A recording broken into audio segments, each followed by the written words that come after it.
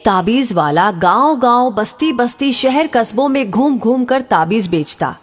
धीरे धीरे उसकी प्रसिद्धि इतनी हो गई कि उसके पहुंचने से पहले ही उसके आने की खबर फैल जाती। ताबीज वाले का दावा था कि उसका बनाया ताबीज बांधने के बाद कोई भी शराब पीना तो दूर, नाम भी नहीं लेता। अब चमत्कार को नमस्कार कौन नहीं करता। इस दावे में सब अपने सुखों की कुंजी खोजने लगे।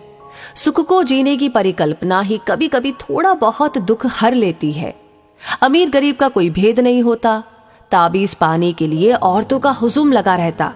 जो स्वयं बाहर निकल सकती थी स्वयं खरीदती।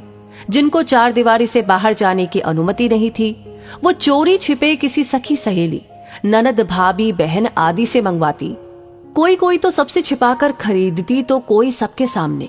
सबके दुख एक जैसे थे, सबके इलाज भी एक जैसे ही थे। ताबीज का कोई एक दाम तो निर्धारित नहीं था। जिसका जितना सामर्थ्य होता दे देता। 10 रुपए से लेकर के 100, 500 सब अपनी हैसियत अनुसार देते। बूढ़ी बूढ़ी डोकरियों से लेकर नई नवेली दुल्हने तक सब ताबीज पाने को लालायत थी। सबके घरों में एक जैसे दृश्य थे। भूख से बिलबिलाते बच्चे, नशे में टुन्न पतियों से मार खाती पत्नियां। ऐसा ही एक पात्र थी सरस्वती। या कोई और नाम हो तो भी कोई अंतर नहीं, क्योंकि कथा एक जैसी ही थी। नाम से उसमें कोई फर्क नहीं आता। जब सरस्वती के ससुराल में ताबीज वाला आया तो वो घर के बड़ों के लिहाज से बाहर न आ सकी। खुले दरवाजों के बीच वो ऐसी कैद थी कि हवा डर डर करके उसके पास से गुजरती।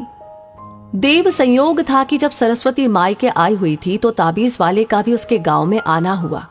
परंतु मर्यादाओं के बंधन इतने पक्के थे कि सरस्वती किसी को ये कहने की हिम्मत न जुटा सकी कि उसे भी ताबीज चाहिए।